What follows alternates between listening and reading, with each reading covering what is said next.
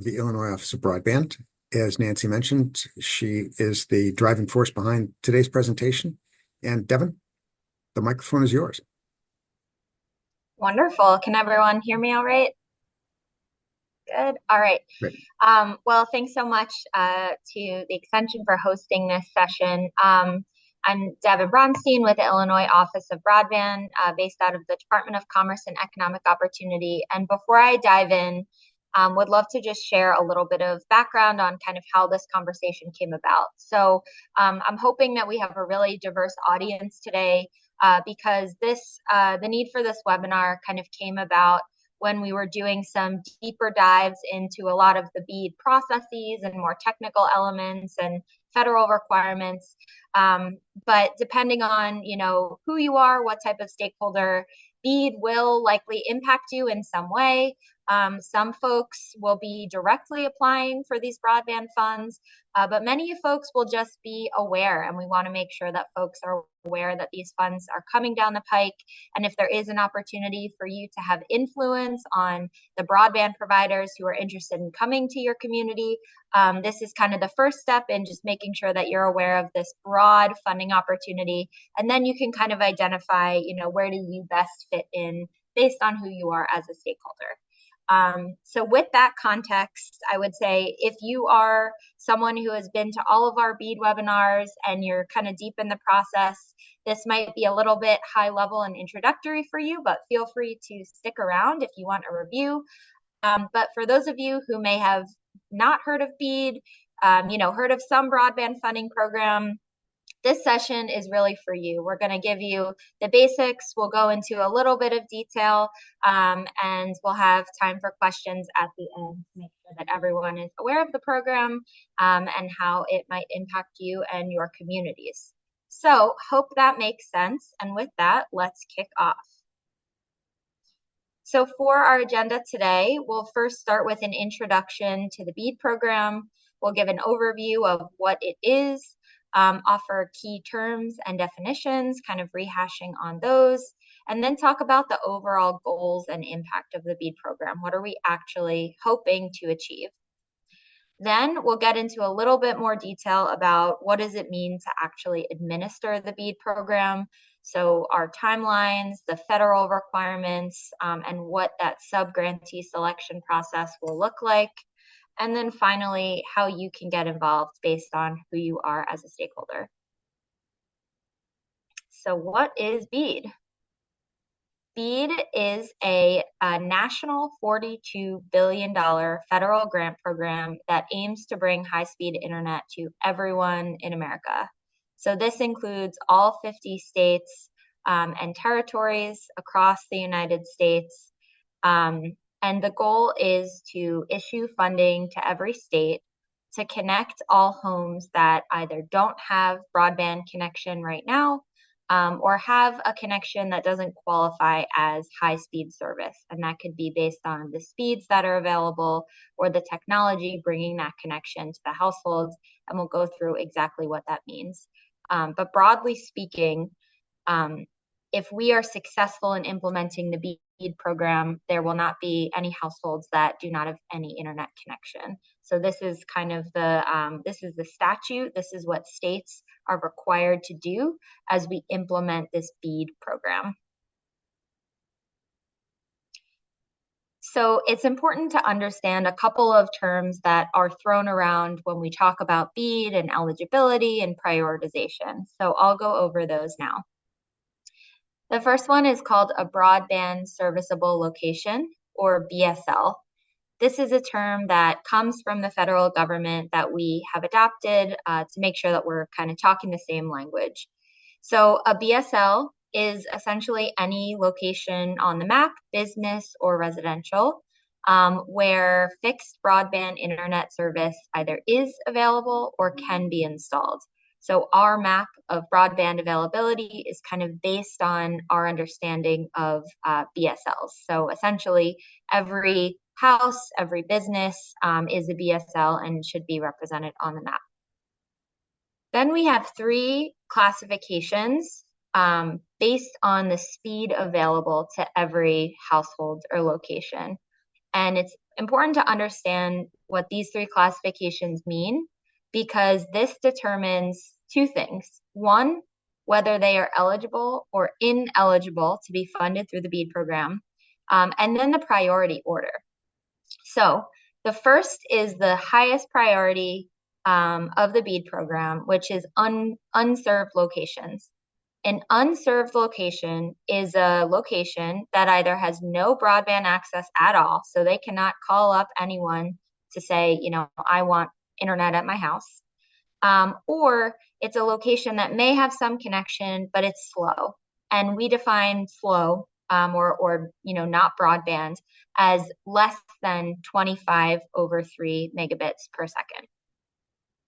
So unserved locations are that top priority. And by the end of the BEAD program, we will have connected all of these households to broadband. Underserved locations are kind of that next tier. So an underserved location means that it has that baseline level of broadband, 25/3 megabits per second. Megabits per second, or Mbps, is how we measure the speed of broadband. So it's like a metric, like inches or centimeters. So it has that 25/3, but it does not quite have 100/20 megabits per second, which is actually the new definition of broadband. So that is the kind of speeds that we're reaching for everyone to have universally. And then a served location is a location that does have 100/20 megabits per second. So I will call out, even if the household does not subscribe to it, if it is available for that household to subscribe to, that household, based on the terms of this federal program, is considered served. Unserved and underserved locations are eligible for BEAD funding. Served locations are not. The final term here is a community anchor institution. So this is a term that we had to define through our process of getting approval to use these funds from the federal government. So it's an entity that facilitates the greater use of broadband service by vulnerable populations. I'm happy to share a more detailed definition, but think schools, libraries, hospitals, certain community support organizations, community spaces and public housing, things like that. Community anchor institutions that have less than 1 gigabit symmetrical service available are eligible for BEAD funds. And 1 gigabit just means 1,000/1,000 megabits per second. In the priority order, unserved locations are first, and then underserved, and then community anchor institutions. And the reason that we have to prioritize connecting these locations is because while we have a lot of funding to work with, a historic amount, we know it is not going to be enough to cover every single eligible location, and that's where that prioritization comes into play.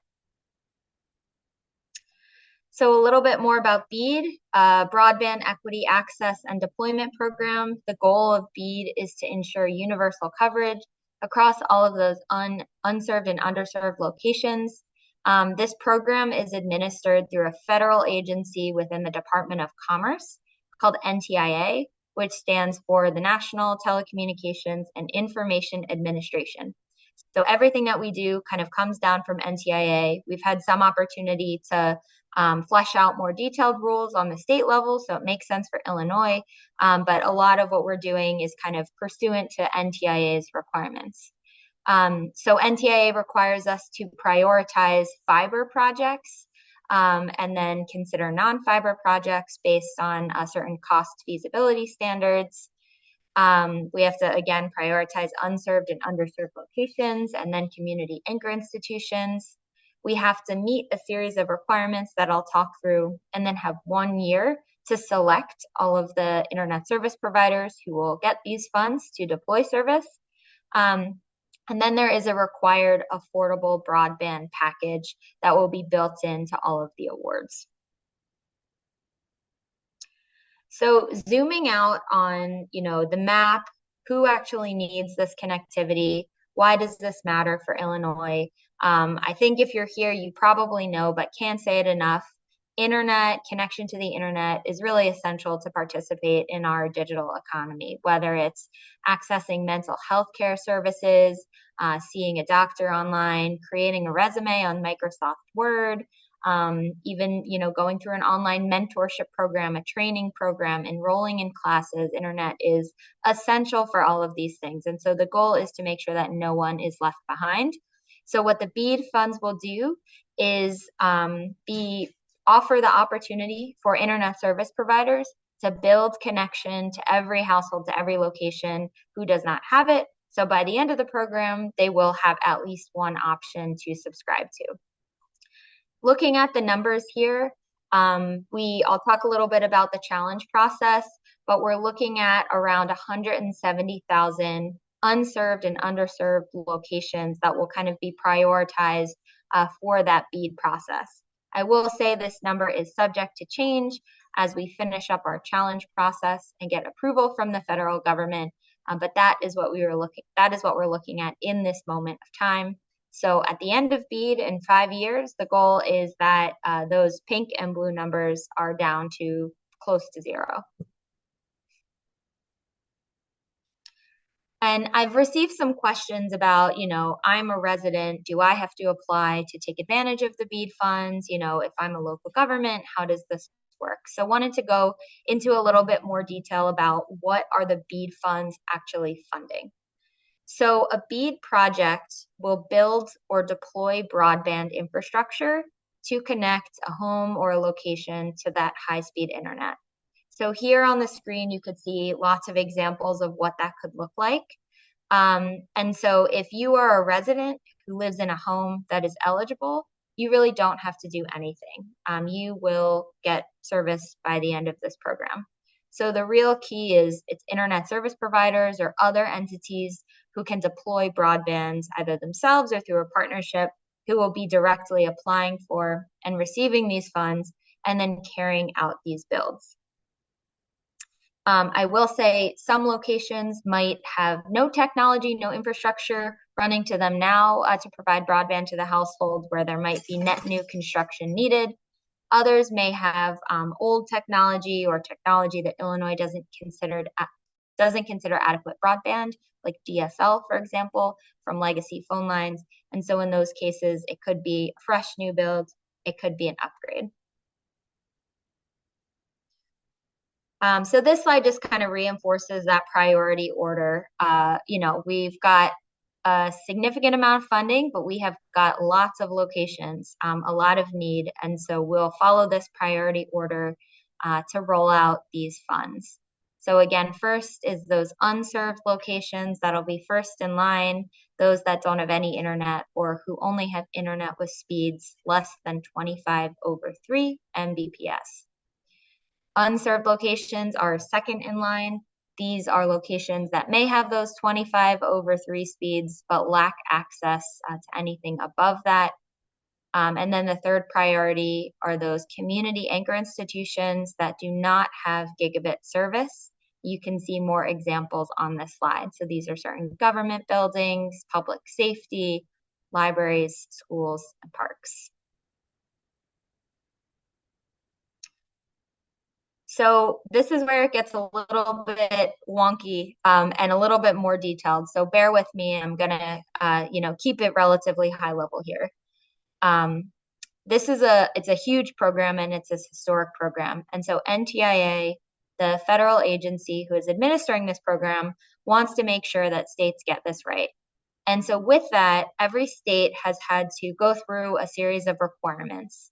The most recent requirement was publishing what is called an initial proposal. So Illinois had to kind of map out, how do we actually want to select broadband providers to receive this funding?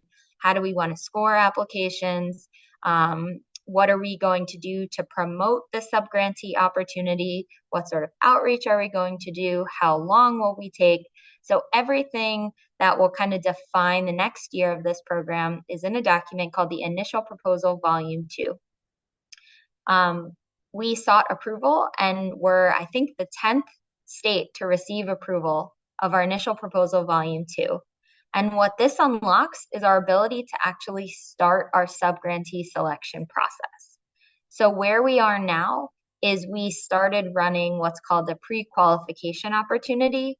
So any applicant who's interested or who thinks they might be interested in applying for some of those BEAD funds can submit materials to us demonstrating that they are qualified to operate, run, build a broadband network. So that is where we are right now. And then the next step is to actually release that notice of funding opportunity and start accepting applications. So there's a couple of other things that have to happen before we do that, but looking at likely September. Then that will kick off a 1-year subgrantee selection process. What the subgrantee selection process means is we have this notice of funding opportunity out there. It's called a NOFO, similar to a request for proposals, if you're more familiar with that. And we'll be accepting applications in 3 waves, reviewing them, making provisional awards, and the map will kind of be, there will be areas of the map that will be claimed. So they'll be taken off the map. And so we'll winnow down those areas. And the goal is by the end of that selection process, all eligible Illinois locations will be accounted for. We submit that to NTIA. They give us approval, and then we can execute grant agreements and start the builds. So if you're tracking timelines, I would offer to have patience because this is a 5-year program. So following approval by NTIA, which would likely be sometime next summer, that will kick off a 4-year implementation of those projects. So I think this slide is really important. And it looks like we have a lot of different types of folks on this call. So I'm going to kind of go through different stakeholder groups and talk through how might BEAD affect you, and then what do you have to do, if anything, to make sure that you and your community are getting that benefit. So first, internet service providers. Internet service providers have to do the most right now because they are the ones who have to apply for the BEAD grant funds. So they should go through the pre-qualification process, and then they'll be preparing their applications to kind of claim different parts of the map that they believe they can cover. So they'll be the ones that will be applying for the grants directly. The next line is residents. So residents, at the end of the day, when the construction is done and the retail broadband service is available, will be able to subscribe to high-speed internet. So the goal is, if you don't have internet now, in 4 to 5 years, you will have that internet, hopefully sooner, knowing that construction could start as early as, the next year and a half. So you don't have to do anything, but I would say to spread awareness that this is coming. So residents can learn about providers who might be, exploring, deploying in their area. And it's good to know that, this investment is being made, and Illinois and the federal government is prioritizing connecting households to internet. Local governments can play a couple different roles here. So at minimum, they could play a similar role to residents and just sort of understand which locations are eligible, and then really just, sit back and the connections will come. But local governments are also encouraged to take a more active role. For example, maybe there are a couple different internet service providers who want to apply for funding to bring their service to your community. There is a scoring system when we review applications. And one section of that scoring system is called local coordination. So we'll actually award points to applications that demonstrate support from the local community. And that could be in the form of letters of support from local governments, small businesses, other leaders in the community, residents even, nonprofits, libraries, etc. There's also an opportunity to contribute financially or to allocate in-kind staff. So any evidence that you as a local government, a local community, feel like this is the provider that can support your community best, we would love to see your support. At the end of the day, there are lots of scoring criteria. We're looking at costs, we're looking at the experience, the technology that that internet service provider will offer. So there are lots of considerations, but showing that local coordination could certainly push, 2 tied applications, push one over the edge if we can see that the community feels really good about this provider and what they're offering to the community, whether it's just aligned with values, community benefits agreements, or just, taking that extra step and reaching out to build that relationship. Final piece on local governments. So some local governments might want to be a part of an application themselves. It might be a public-private partnership. Perhaps the local government puts in funding. Perhaps they want to own an asset at the end of the day. So local governments are certainly encouraged to partner with internet service providers if they're interested in kind of taking the greatest step in being a part of these applications. Community organizations and nonprofits. I think this is probably most similar to residents. So you will benefit based on kind of that priority order. Providing letters of support for a provider that you're excited about is also encouraged. Also just raising awareness for the Bead program among your residents so people know that this is coming. Lots of roles for community organizations. And finally, contractors. So if an internet service provider is planning on doing the work by way of bringing on contractors, so like subcontractors through the grant, contractors do not need to do anything at this point outside of making those connections with ISPs. They do not need to pre-qualify. However, I would just reinforce that this is an Illinois infrastructure project, so all workers need to be paid the prevailing wage. So this is something that contractors can start thinking about and make sure that they understand. And then those ISPs should make sure to be budgeting for the prevailing wage in the budgets that they submit. All right, so how will we actually administer Bead in Illinois? Like I mentioned, our initial proposal, Volume 2, was approved on June 13th, which kind of gives us the green light to start our process. I talked a little bit about the challenge process, but to share a quick recap. So before we could even submit our final documents to NTIA, we had to undergo what was called the challenge process. So we published a map of what the current data said was the connectivity status for every location in the state. So there's this map that is, I believe, still up if you're interested in poking around. That should have every location, and then the current understanding of what internet service is available in terms of the provider, the speed, and the technology. During the challenge process, nonprofits, internet service providers, and local governments were encouraged to review the map, and if they saw anything that was incorrect or needed to be added, they could submit a challenge with evidence. And then that evidence was reviewed by the Office of Broadband and our merit review team. There was an opportunity for rebuttal. So providers could sort of see the challenges that might have been levied against them and respond accordingly with corresponding evidence. And where we are at in this process is wrapping up final adjudication, meaning making those final calls on what is the truth about every location, submitting that map to the federal government, and then awaiting approval so we can publish that updated map that shows the sort of final status of every location and its eligibility for Bead funds.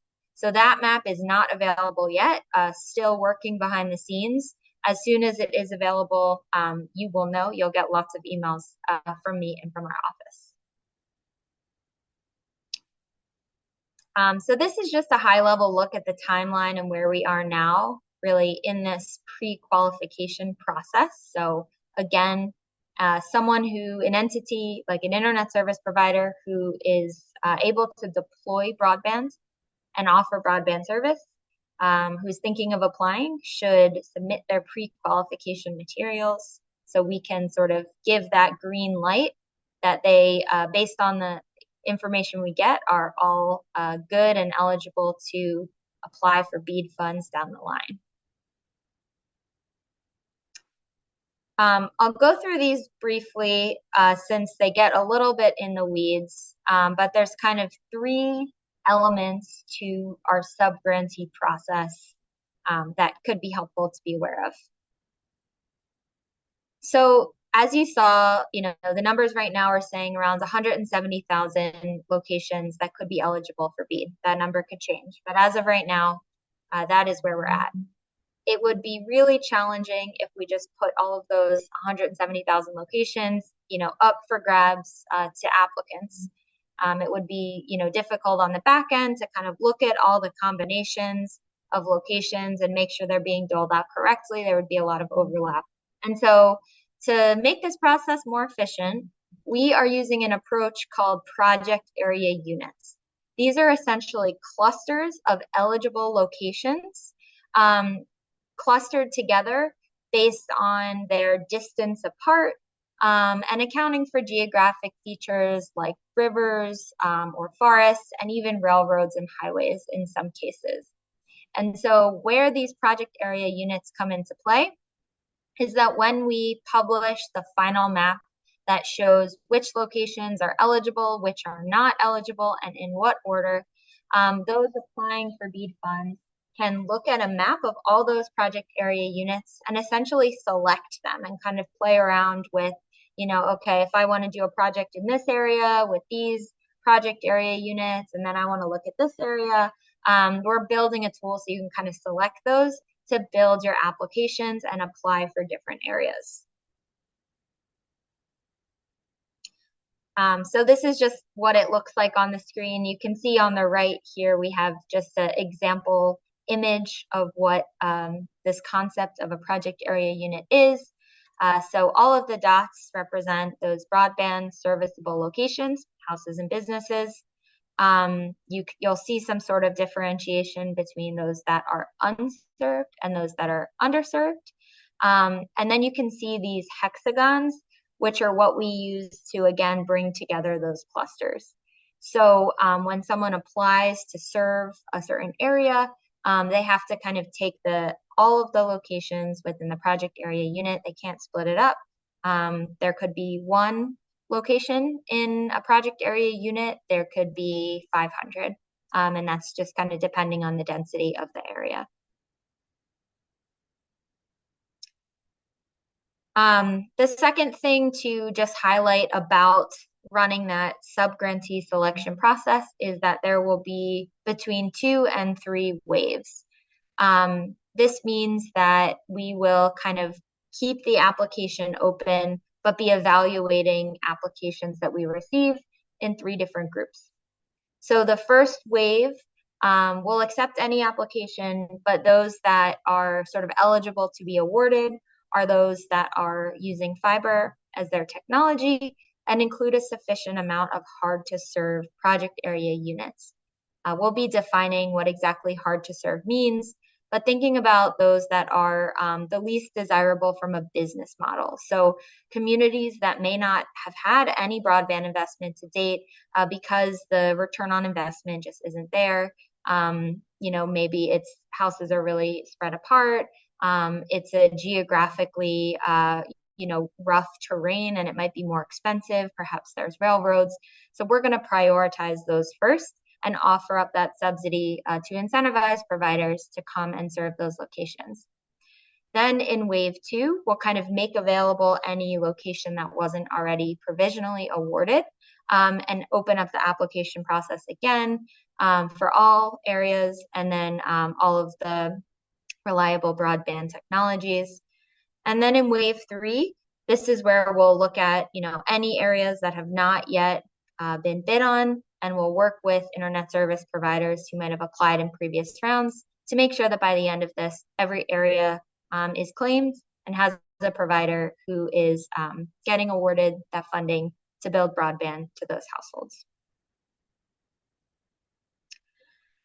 Final quick note here, I mentioned it briefly, is pre-qualification. So if you are an internet service provider or another type of organization who can deploy broadband and you may be interested in applying for BEAD, filling out our pre-qualification application is a great step to just get ahead of the game. The benefits are you'll know whether you're eligible sooner than later. You'll save some work down the line. And you'll have the opportunity to get feedback from our office early on your materials. So this is open through July 23rd. It is not required to participate, but strongly encouraged so we can kind of start our work together early and make the most use of our time. So we have lots of documents on pre-qualification that if this is relevant to you, I'm happy to go into this in more detail. All right, and finally, how can I get involved?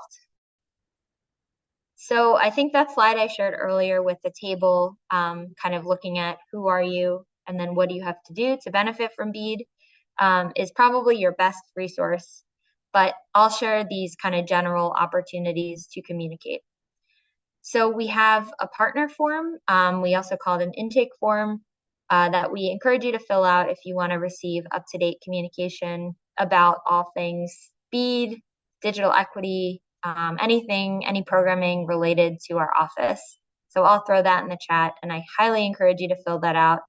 And you can select kind of the type of organization you are, the region that you serve, and that'll help make sure that you get targeted and relevant communication to you. We're trying not to spam everyone, really want to make sure that we're making the best use of your time. For community leaders, organization, nonprofits, and local governments, we are trying to come up with the best process to link you up with providers who are interested in coming to your community. Again, for that opportunity to provide letters of support. But we'd also love to support you in, asking the right questions, understanding how do I know if a provider is good for my community, what sort of technology is best for my needs. So I would say if that is of interest to you, stay tuned for a more formal process. But if you are a provider and you know that you're going into a certain community and you want connections, I would say to email us at broadband@illinois.gov, and we can help make those connections early on. And if you're a community who wants to get connected with providers, also shoot us an email. We're going to figure out the best way to streamline the process of making those connections. Let's see. Prepare to apply for round 4. So we'll be pushing out information, hosting webinars like this throughout the summer, fall, and really over the next year. And then we're really responsive over email. So broadband@illinois.gov is a great way to get your questions answered. Once we get closer to the application process opening, we'll have office hours where you can kind of workshop questions one-on-one. And then our website is where everything is stored. So with that, I will close out the presentation and would love to take any questions. I'm looking in the chat here, so let me catch up. Thanks, Devin. The first question came in about 12:14. I think it came from Jerry. I think it got answered in the course of the information that followed. Where and when will the money be released? I think you covered that in your timeline pretty well. Got it. Yes. Well, just to kind of recap on that, I'll pull up the timeline again. I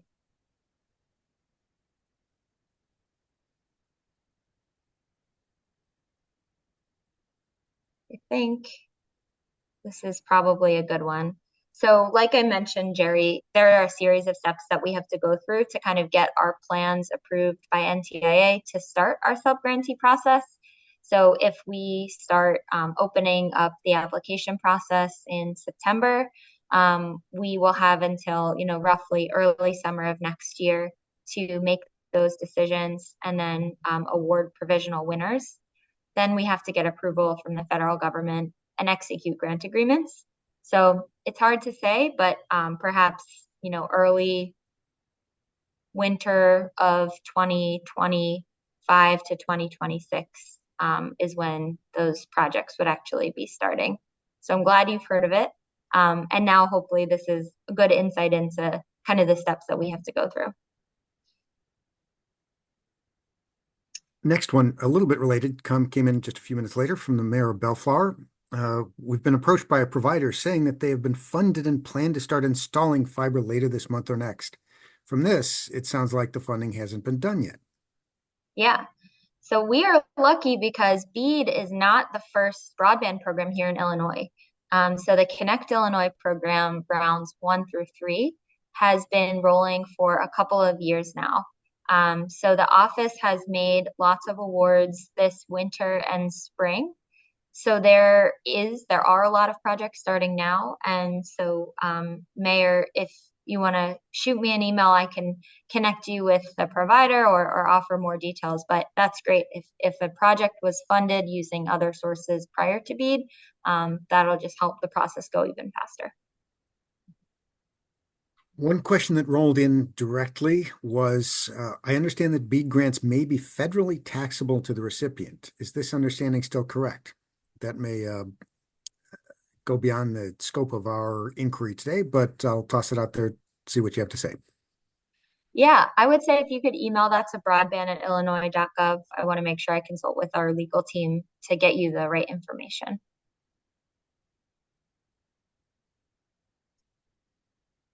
Next question up. Andriana asks, if a provider approaches our area and they are accepted into the program, will that provider also be able to service residents who would like to change their service provider? In other words, does this have the potential to generate competitive services? Yeah, thanks for this question, Andriana. It depends. So if a location, and it kind of goes back to that priority, here you go, this priority order. So if a location already has qualifying broadband service, meaning the provider offers 100 over 20 megabits per second Mbps speeds or greater, um, using a reliable broadband technology is defined by the federal government.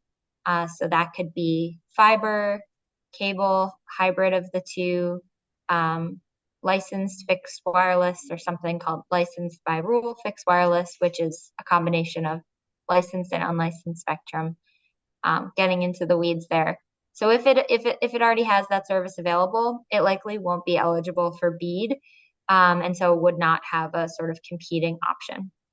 However, if that location has only 25 over 3 service, or something not quite 100 over 20, or might claim 100 over 20, but it is not one of those reliable technologies. So let's say it's DSL, then there could potentially be competition, and you'll have that choice between the two providers, the existing one or the one funded by BEAD.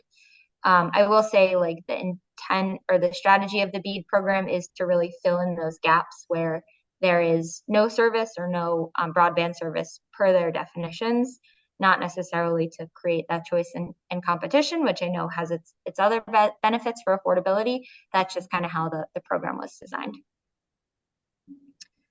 Good, thank you. I have another question. How can we get a listing of the CAI offices, Yeah. locations? So we had published a list of all of the community anchor institutions during the challenge process, and then accepted challenges that may have said this actually is a house, not a CAI, or this should be labeled as a CAI. So we will have an updated list and be publishing that, I think, when we publish that final map. So it is not available yet, but it will be. Good, work in progress. Okay. Um, Next question, what is the match required by the state or ISP and how is that handled? I believe 25% project value was discussed earlier on. Yeah. So the program requires a 25% match. We're going to be publishing more information on what that match could look like. It's not necessarily a cash match. I think a cash match is great, but we understand that different providers are different sizes and have different level of resources. So there's in-kind support, there's community bond proceeds, bank loans. So more information coming on that. But yes, 25% match. There's also certain conditions where a provider could seek a match waiver. That those details will also be released. And I think that also covers a follow-up question that Evan posed about knowing how to address the question of of showing a 25% match when they don't know what their bid will be yet. Yeah, let me look for that one. What time was that one? Or can you read it again? Came in at 12:35 from Evan.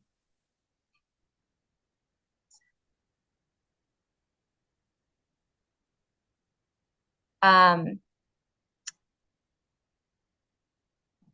yeah, I think same answer applies. Okay. By registering, no, yes, this we'll take this one. By registering for the webinar, are we automatically enrolled to receive updates, or do we have to go to the link and enroll as a partner? I would suggest enrolling separately. We are lucky to have this partnership with the University of Illinois, but we do have a separate email list specific to our office's updates. So I'll go ahead and put that link in the chat and would encourage you to fill it out um, right now. And then you can make sure to get all of our communication. There you go. And that addresses Windy City SDR's comment as well. Rod poses the question, apologies if you answered, but for round one, what is, quote, sufficient, unquote, hard to serve areas? How many hard to serve PAUs will be required for a round one application? Yeah, that's a great question.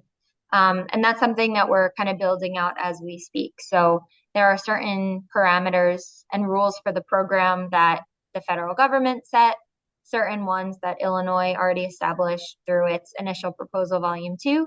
And now our task is to fill in those additional details. So in progress and more to come on what that sufficient term is defined as. Kind of a related question in terms of, okay, you've just answered it, how that is defined. Rod had followed up with the question about hard to serve area, the definition being based on the cost per premise.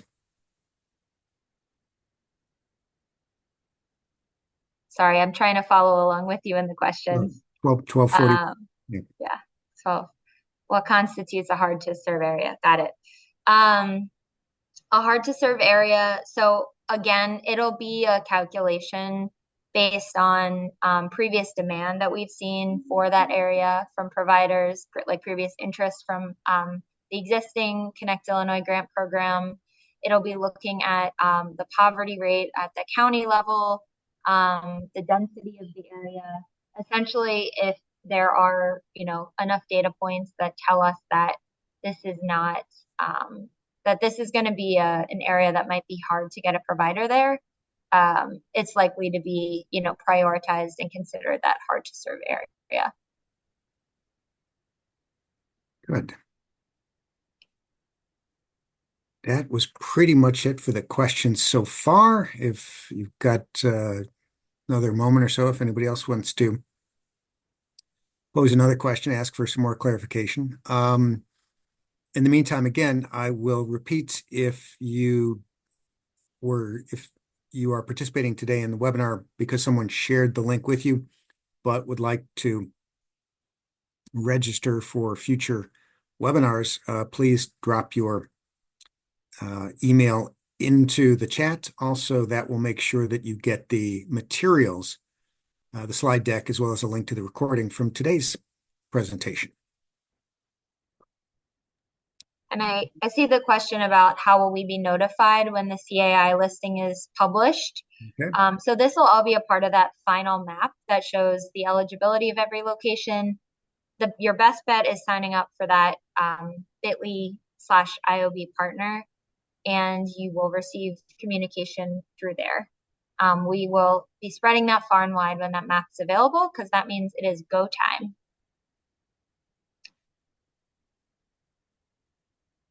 And I see some folks putting their emails in the chat.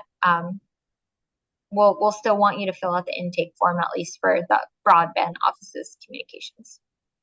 We'll learn a little bit about you, like the communities you serve, your region, type of organization, etc. And again, let me just throw in, so broadbands at illinois.gov. This is where you can reach out with any questions to be connected with providers. We're building a big contact base, so we want to play that matchmaker role as best as we can and ultimately figure out, a more systemic, efficient way to make those connections. But we're still thinking on that. So if you have ideas, don't hesitate to reach out. Terrific. Any final questions or comments?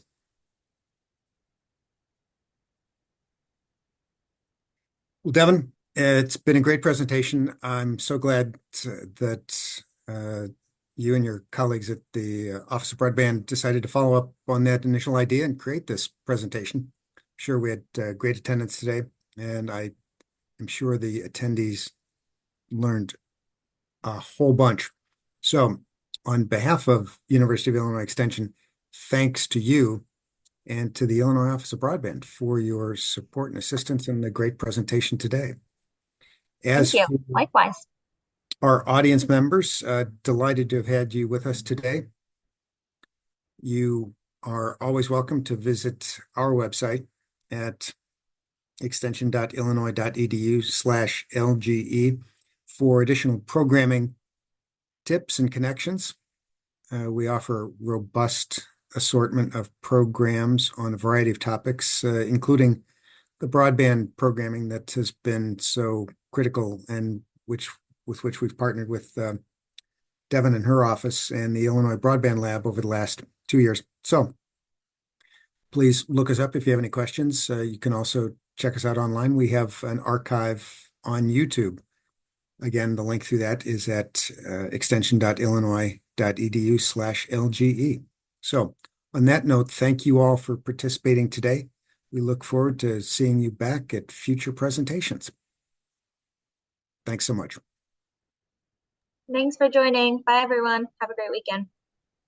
Devin, likewise.